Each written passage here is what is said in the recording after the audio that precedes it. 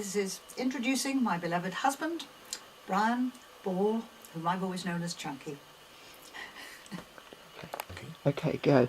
I am the aforesaid Chunky, and you want to know about the Second World War, etc., during which I was a schoolboy on the south bank of the Mersey. We were bombed, but in 1943 I had found out that I could join the RAF as an apprentice at the age of 16, which I duly did. Had to pass an examination. They don't accept anybody, you know. So there I was, and so during the war I was in a nice safe part of the country in Buckinghamshire, and it's far safer than the south bank of the Mersey, and I was there for 3 years training all of the time until the war finished, so I wasn't a great help. But later on, after I'd started flying at Cranwell and so on and graduated and became a fighter pilot in Germany, I was sent on to Korea. I'm not quite sure how this came about, but I know that I was courting Shirley at the time, to the dismay of her father, who was a wing commander. And Shirley was booked to go back to boarding school to take some A-levels, and that's what she did. And I, coincidentally, got a ticket for Korea. So off I went. And I had volunteered for this earlier, so I can't blame anybody but myself. Other people had also volunteered, but strangely, I was the one selected. It's funny the way that life turns out, these things. Anyway, when I got there, the Australians were welcoming. I started flying my missions with friends, RAF friends who were already on the squadron. We supplemented the Australian Air Force Squadron number 77 with a nucleus of RAF pilots, because we'd trained them to fly on the Meteors. And so off we went. The Meteor wasn't very good at fighting the MiG, so we kept out of their way, and we were assigned to ground attack duties with attacking ground targets, anything that moved in fact, with rockets and guns. Occasionally bombs, but not very often with bombs. And so we roamed really over the whole of North Korea. The dangers were running into a spot of flak and coming down. If you came down and you survived and you was made a prisoner, you had a very tough time, as we heard from the survivors of various people who had been in the prison camps. They were a very cruel lot, the North Koreans. And the Chinese came into the war, of course, in about 51, and that made a huge difference because they had great superiority in manpower, and also one or two rather good pilots on their MiGs. So once again we had to keep out of their way as far as possible. The targets we selected, or were selected for us by the American, mainly the intelligence Air Force, were ammunition dumps and railway lines, trenches where troops were ensconced or training, and that sort of thing. I remember one particular ammunition dump which was concealed in a village, but we had good intelligence that the bombs and the other munitions were hidden in the houses, and it was a good day. We went in from 15,000 feet, 16 of us. In fact, I was leading this particular mission, and we delivered our rockets. A fire started and the smoke rose to 3,000 feet, which we thought was a very good indication that we'd hit something which was really going to go up with a bang, as it had done. And the post-damage assessment done by the Americans in reconnaissance was that 90% of the ammunition dump had been destroyed, so we were very pleased with that.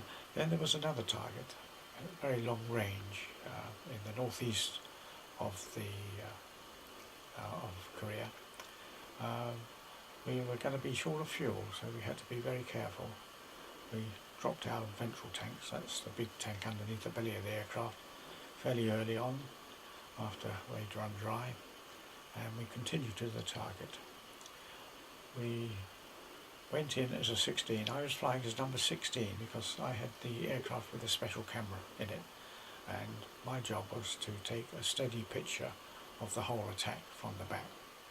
And I was in the course of doing this. There was some very pretty flak around, which we didn't like very much. I thought for a moment as I turned in that the target was going to be completely obscured by this, but fortunately there was a very strong wind blowing. But to my dismay, I saw that most of our rockets were skimming the roof of the target, which was a small building. It was an electrical supply station of some sort, and therefore, it was absolutely no good. And I thought, well, I haven't come all this way just to do this. So I dove into the target. I knew that the wind was very strong and was blowing the rockets over the top of the target instead of keeping them steady on the target. And I aimed at the base of the building to start with, and then gradually brought my sight up to the middle of the building, the most vulnerable part. And I was lucky enough to send 8 rockets, high explosive, armour-piercing heads, straight into the building about midway up, about the height of window, not that there were any windows. And there was a satisfactory explosion which followed. So I pulled out of that one. I looked up to see where the rest of the squadron was, and as usual they were flying away into the distance. So I caught them up and returned, and on the debrief that evening we usually debriefed around about 6 o'clock, when it was time for a bit of relaxation, a beer in the mess, which was just an instant hut, and so on.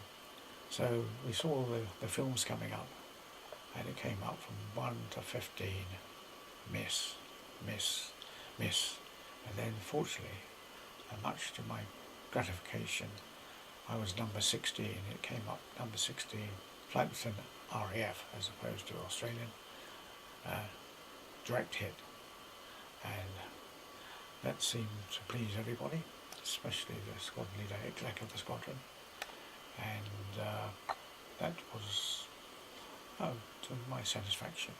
Well, I finished my tour on the 77th Squadron and came home, fortunately to Shirley, who'd left school by then and was quite receptive. In fact, I went to the school as soon as I could and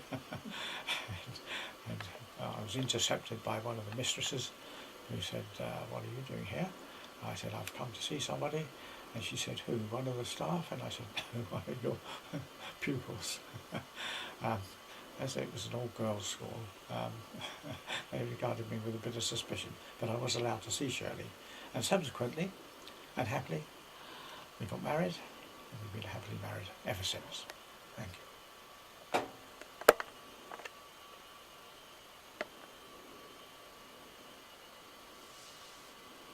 Brian, you're a star.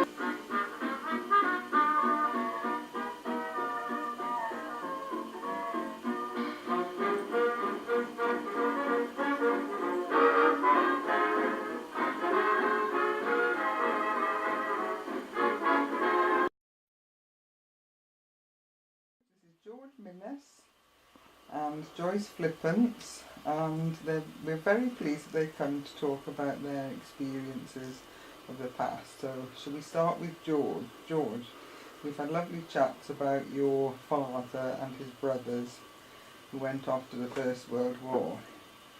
Can you tell us a little bit about it? Well, they were all on the Somme.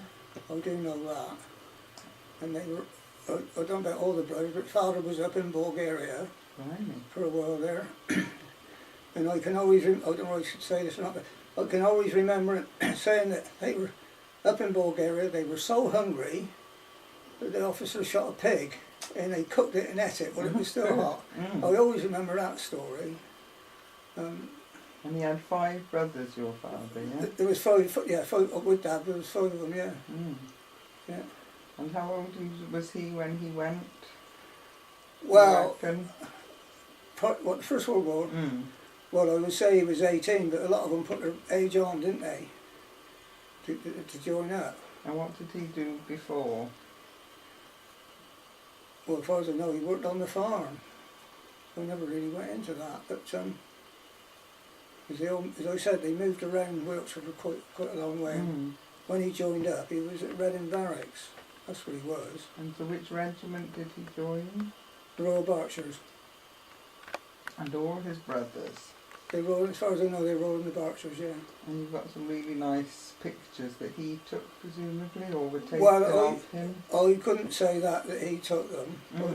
He had a camera, but I didn't think he had that until he was in India after the First World War. So they all came back from the First World War? They all came back, yeah. And what did he do then? Well, he just jobbed about, probably on the farm, but I think he worked on that dig up at Cannings Cross there, for a lot of the stuff is in the museum, is there. And then he must have went back in, because he was in Ireland during the troubles there in the early 20s now. And from there he was sent to India. And that's a whole other story. That was after the First World War. Yeah, that is another story, yeah.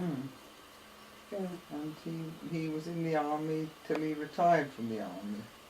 Well, he came out a couple of times, I think, but like it was, there wasn't no work or nothing in them days. He went back in, and he was sent from Ireland to India, because I got a photograph of what was they called, the Indian Draft, where they were on a picture ready to sell from Plymouth, I think it was.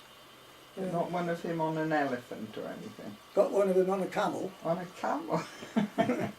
That's in India. That's so he got about a bit. Oh yeah, he travelled, yeah, all over the place.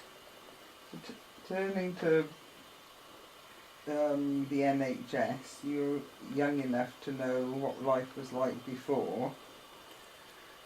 Well, when I was 18 months old, I had bronchopneumonia, and the doctor came out from Devoses. I can't remember his name now. He came out from Devoses, and he met Mother at the gate.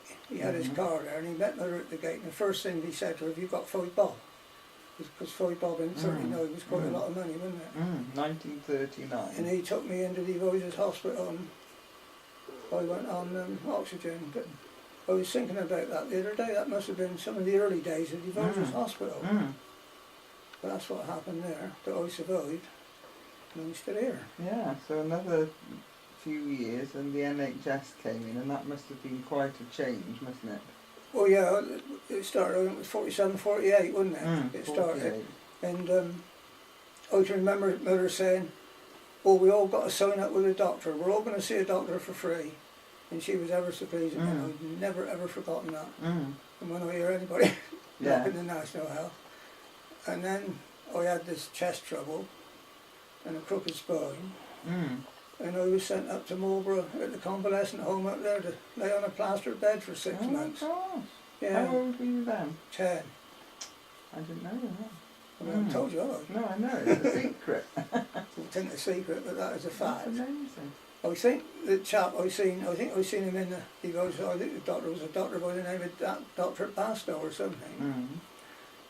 But one thing I do remember about being in Marlborough convalescent home there, King George VI and Mary. no, Elizabeth, no. Elizabeth, yeah. Yeah, they came to Marlborough. Oh, right. And I think I still got the paper over home where the picture's taken of them on the balcony at the town of Marlborough. God. Yeah. And you remember that? Oh yeah. I can't hear very well, so you have to speak Okay. up a bit. So this is Joyce, who's lived in the village. At Hampton. Yeah, all your life.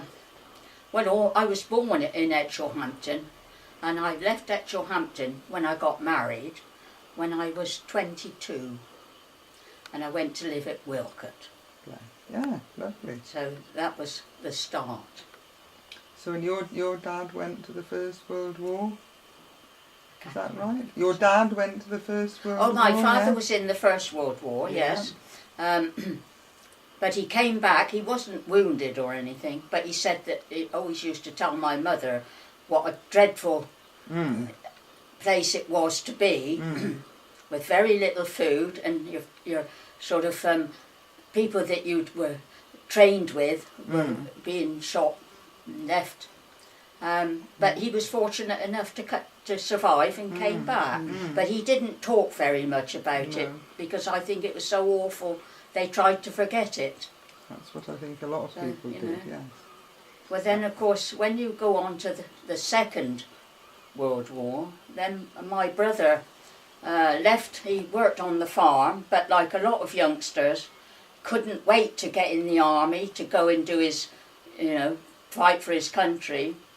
And he was only just 19 when he went over on D-Day. And unfortunately, along the way he got wounded, very badly wounded. My mother was told that he was missing, presumed dead, but he survived because some Americans picked him up and took him back to their Red Cross, and they brought him back in a Dakota. And then he landed in a hospital in Wales, and he was there for 12 months. But they got him back on his feet, but he was very badly wounded. But he never ever talked about it. He didn't want people to know that he was wounded.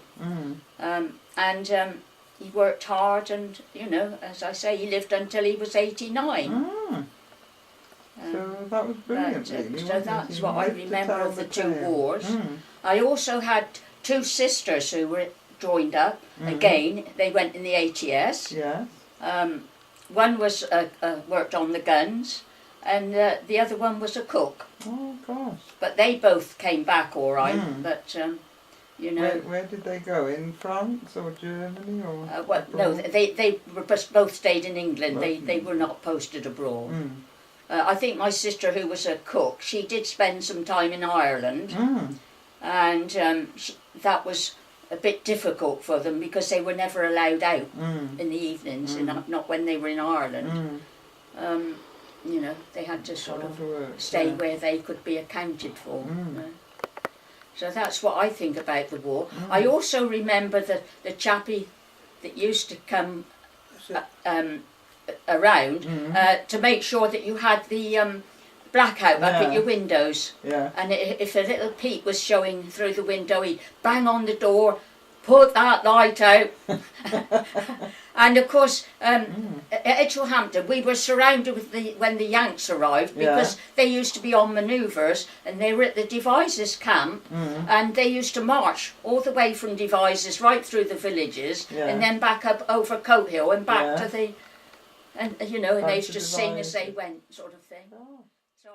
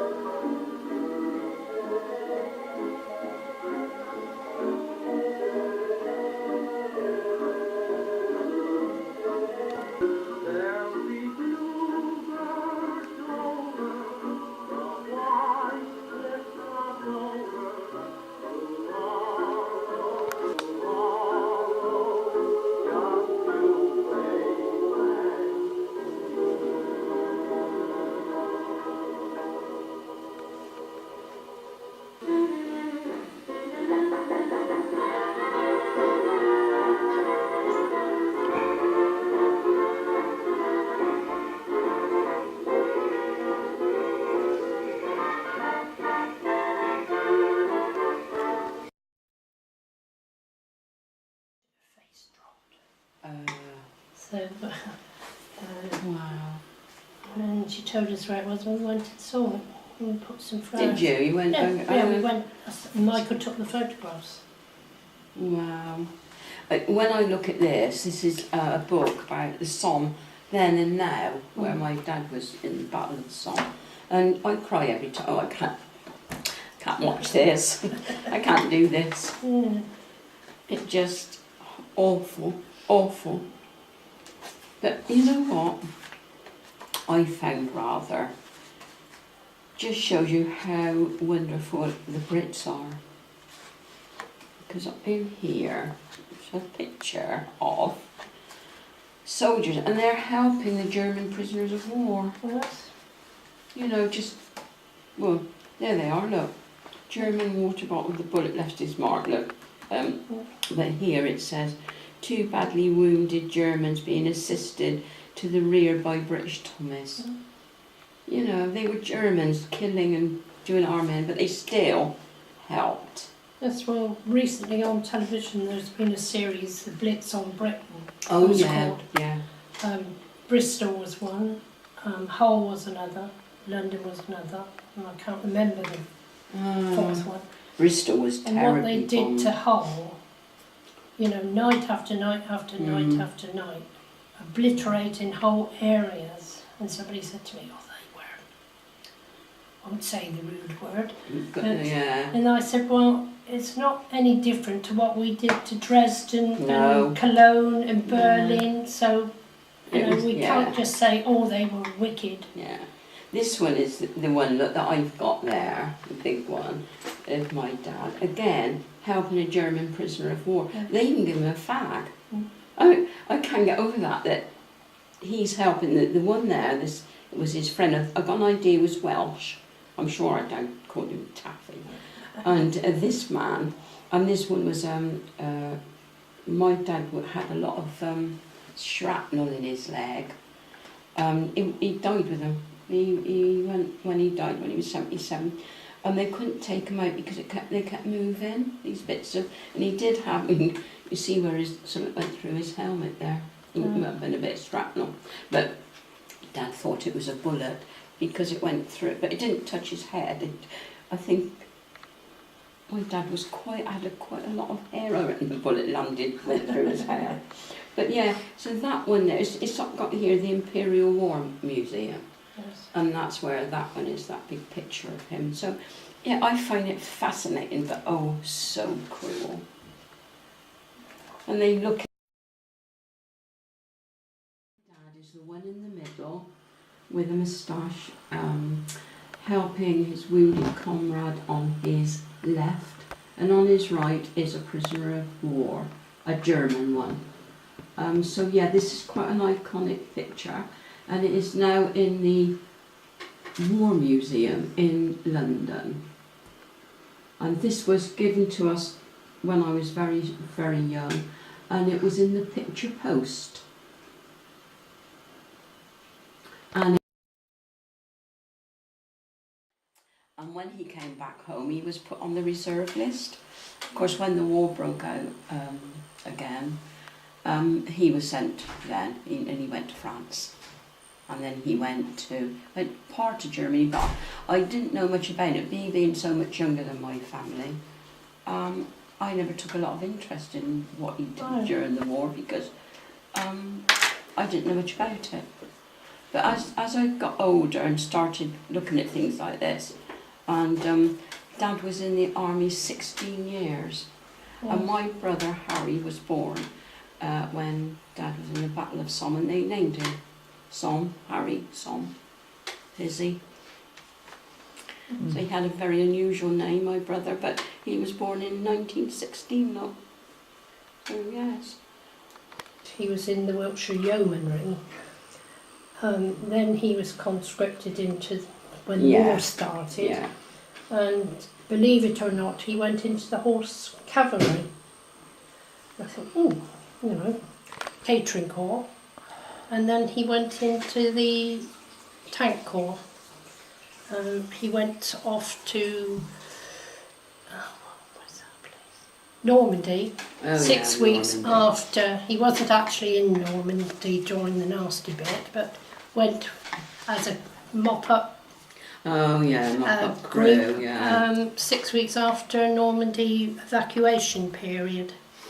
So that's all I know about my dad's war record, because he wouldn't. One is going on a train from Devizes station to Bristol. Why my mum would want to go to Bristol during the war, I don't know. But we were just pulling out of Devizes station when the air raid warning went, and the train backed back into Devizes railway tunnel.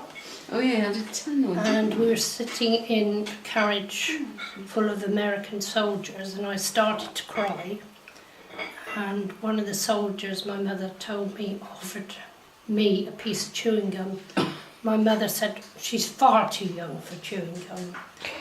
And the other memory is when, after the war, the celebrations in Potter High Street, we were all outside the George pub. And I cried again because I couldn't see what was going on. So a soldier picked me up and put me on his shoulders. And that's my two memories of the war. The war. Uh-huh. Gosh.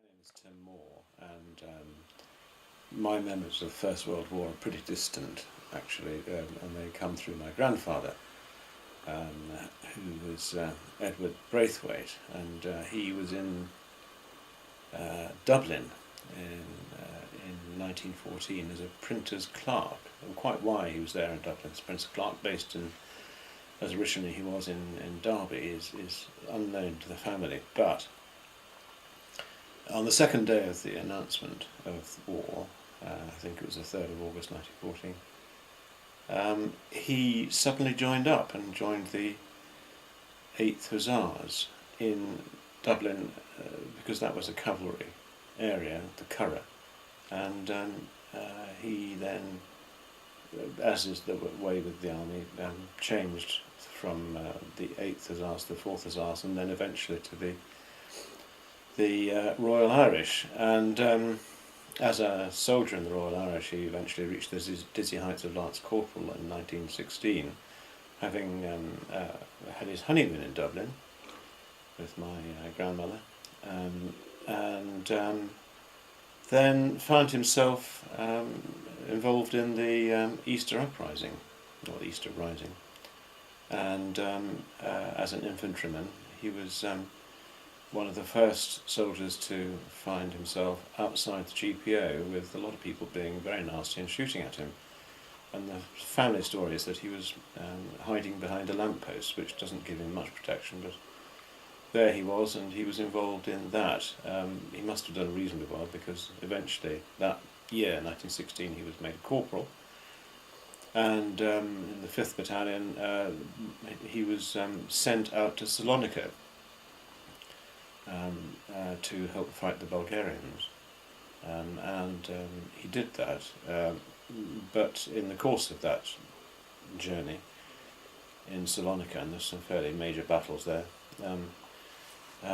he caught malaria, and he must have done quite well to get that far, because he was by then a sergeant, and having caught malaria in 1917 he was then evacuated to Alexandria on a hospital ship, where he moved hospital 3 times and nearly died, and his battalion was then sent elsewhere, and we're not altogether sure where it went, but he was left behind in Alexandria in a hospital recovering.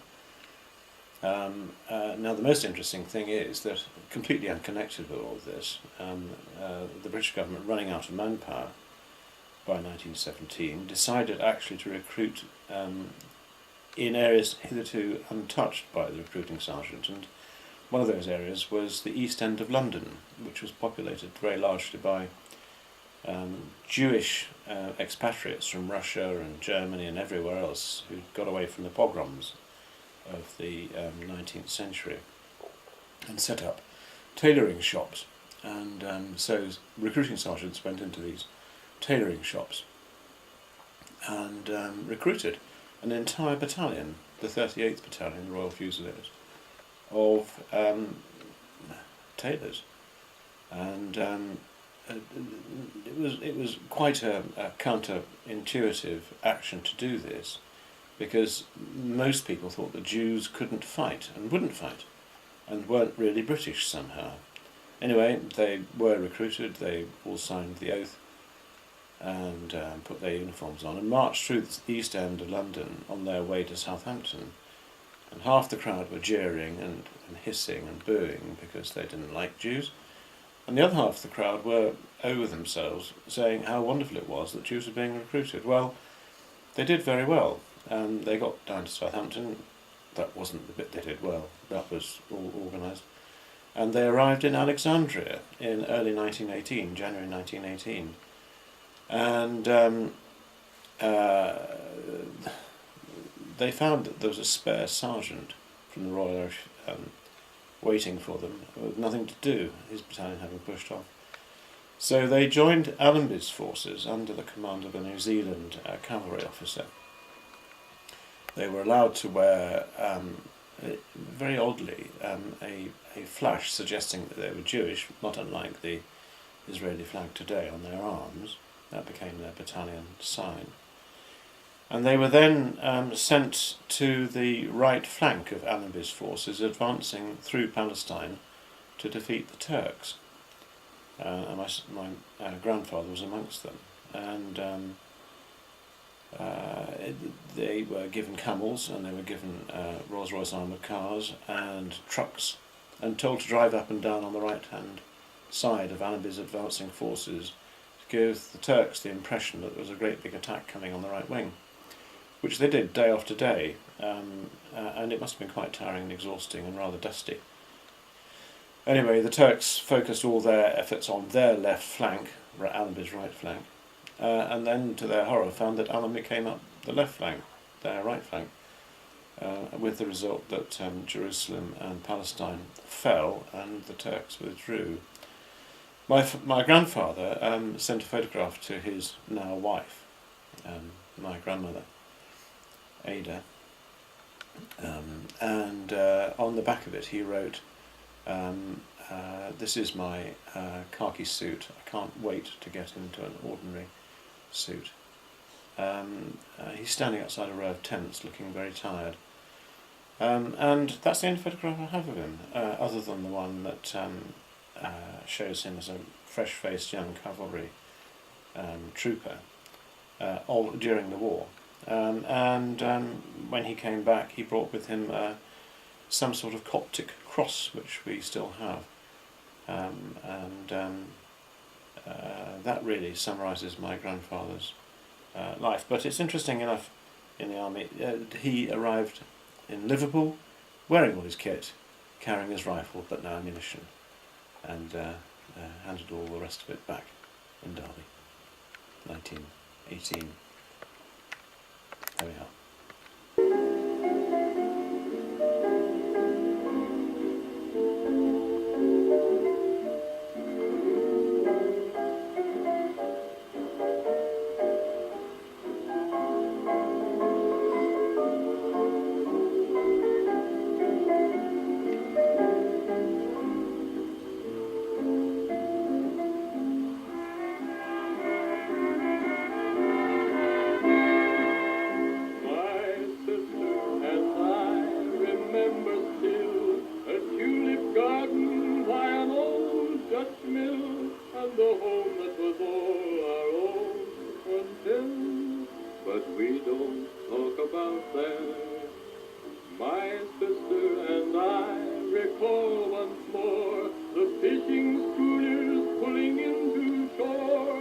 on the dog cart we drove in days before, but we don't talk about that.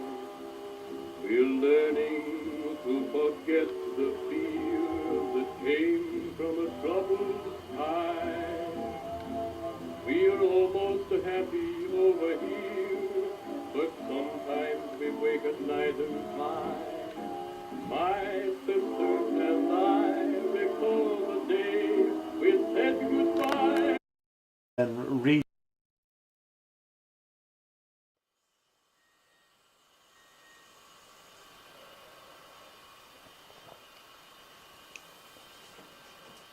Okay. Morning. I joined the Royal Air Force in 1965 and went through the Royal Air Force College, Cranwell. I was trained as a flight navigator, graduating in 1968.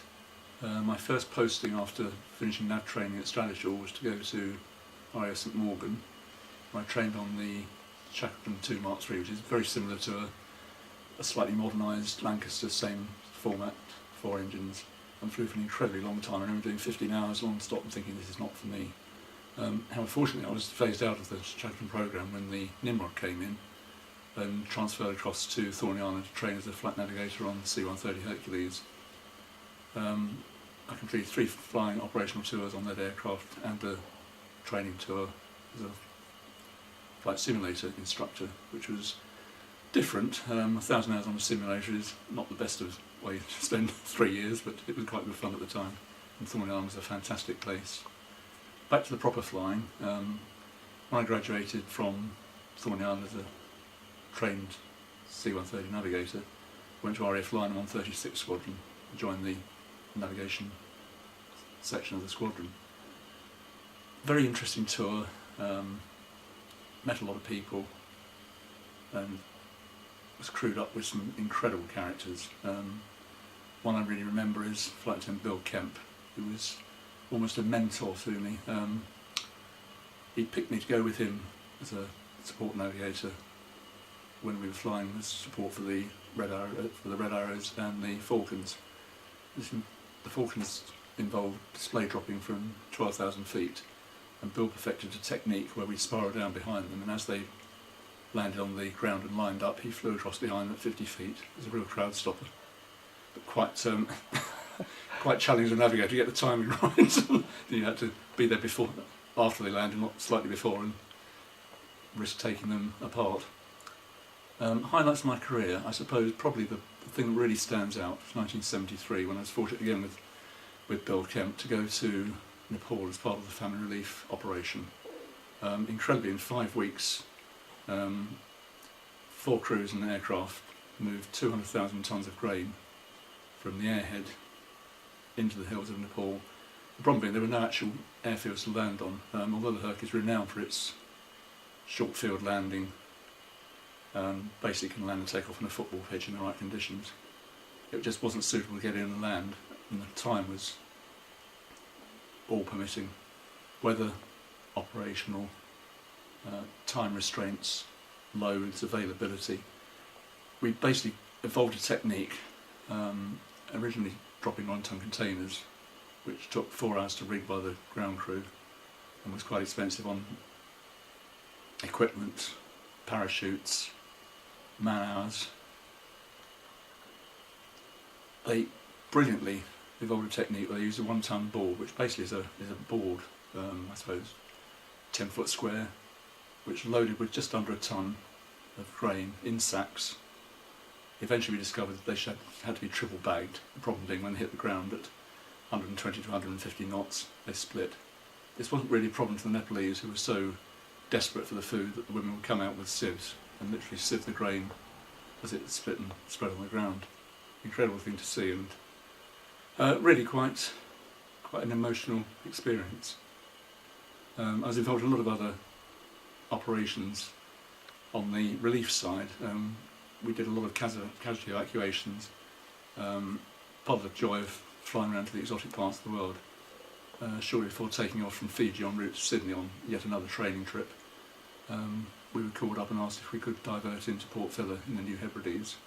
One of the airport workers had fallen from a ladder, had a very bad head injury and needed to get to specialist medical care in Sydney. Obviously, the crew just accepted this of clearing it with our command back in UK. A place I'd never been before, would never go again, but one of the opportunities that arise by flying literally around the world, east and west. I've been very fortunate to do that at least 7 times on the C-130 in various directions. I've probably visited around about 50 different countries. I've seen 50 lots of airports. I've been to many, many places. Way back at the beginning, in fact, shortly before I got married, 1970, I was attached to United Air Force Base in Guam as an operations officer. And that was, again, an incredible experience. At this time, the bombing in Vietnam was going on. And we would socialise with the B-52 crews in the evening. And at 6 o'clock in the morning, we'd be woken up by them taking off. Incredible sight. The runway was 14,000 foot long. And they were so heavily laden that as they left the end of the runway, it was basically a cliff top. And they would disappear from sight. If they hadn't reappeared in a minute and a half, then the crash wagons were alerted, and it meant basically they hadn't made it. 2 went into the sea when we were there. Luckily all the crew got out. Unfortunately 2 crews didn't come back from bombing missions, but that was an experience of what was going on, which in this part of the world nobody took much notice of it. Quite strange that life goes on in 90% of the world and tragedy happens elsewhere. Even recently you get a snippet on the news and think, I didn't know that happened, and a disaster happened 3 or 4 days ago. Also, when I was in the Air Force, we were very aware of this because we had crews on standby all the time for various emergencies. We had a 1-hour crew who were literally ready to go at an hour's notice, a 6-hour crew and a 12-hour crew, and as each crew was called out, then the next crew would move up in readiness, and the duty squadron would be called on to generate yet another standby crew, which was quite annoying. You just come back from a long trip and have one night's sleep and a phone call. You're on standby tomorrow. Oh, thank you very much. Cancel the shopping trip. The ups and downs, quite incredible. Personalities you meet. After the Nepal episode, I'm very fortunate to be part of the reception committee at RAF Lynham when the royal family visited. Had a very, very pleasant conversation with the Duke of Edinburgh. He took us to one side and said, come on lads, tell me what it was really like. He's very down to earth, and everything you read about in the press is true. He's very straightforward, doesn't pull any punches, doesn't take any rubbish, doesn't take any nonsense, and seemed very much at ease, and certainly puts people at ease. So I had an incredible time in the Air Force. I would recommend it to anybody. I know it's changed over recognition. I was quite surprised when I first started, and even going through later periods, when people refer back to, oh, it was far better in my time. Well, it was definitely far better in my time. It was a real experience. Other highlights. There were so many. I suppose the outstanding thing was to be available to help people. The training was sometimes a pain. You get absolutely fed up of doing night flying, night after night as training, but it will pay off in certain circumstances. Heart-stopping moments, I had a couple. One was being chased down the runway at Bahrain by a fleet of fire engines, wondering what on earth's going on when we suddenly realised we had two engines on fire. No big drama. Everything was under control, shut down, cleared up. 4 days on the ground, send a replacement, and off we went again. Going into Norway, big bang, engine stopped, and I have somewhere in the house, I couldn't find it unfortunately, a matchbox with a piece of C-130 Allison engine turbine blade which whispered into the fuselage. Mementos, lots of them, souvenirs from around the world. We've got lots and lots of memories, and I thoroughly enjoyed my time. In conclusion, I'd just like to say, flight navigator in the Air Force, 16 years, absolutely brilliant.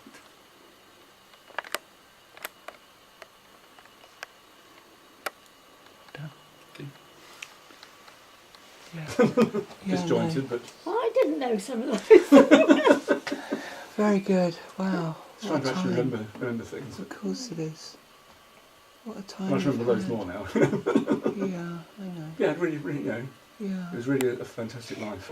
I think it's nice for people to understand when they talk about the forces, it's not just killing people. You're on.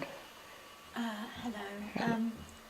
This year is 100 years of the Royal Air Force, and I'm holding my father's flying helmet. This is Dad. He was a flight navigator in the Royal Air Force. He was aged 22 then, and came over from Canada to fight for Queen and Country in 1939, and he joined the Royal Air Force. This was his flying helmet, as seen here, which is going on to the museum, the Bristol Museum in Bristol, that they're putting together for the RAF.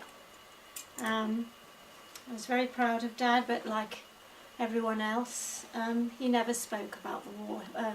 Many dreadful memories, I suppose, but he enjoyed his time in the RAF, and he stayed until he retired in 1964 and left with an MBE in 1964. But yes, now and again we pick up bits and pieces about what happened, but on the whole he put it all behind him. But he flew Coastal Command, North Africa and Burma during the war, and the Bristol Blenheim were left behind in Burma, and he converted onto mosquitoes when he came home. But he was a wonderful man, and Canadian born, but he never left.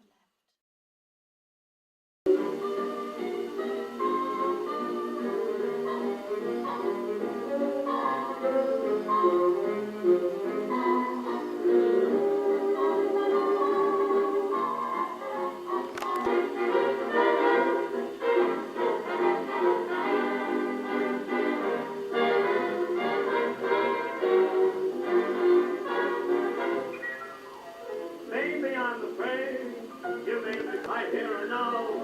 You raise a big volcano. You want my love. Now tell me, what did you say?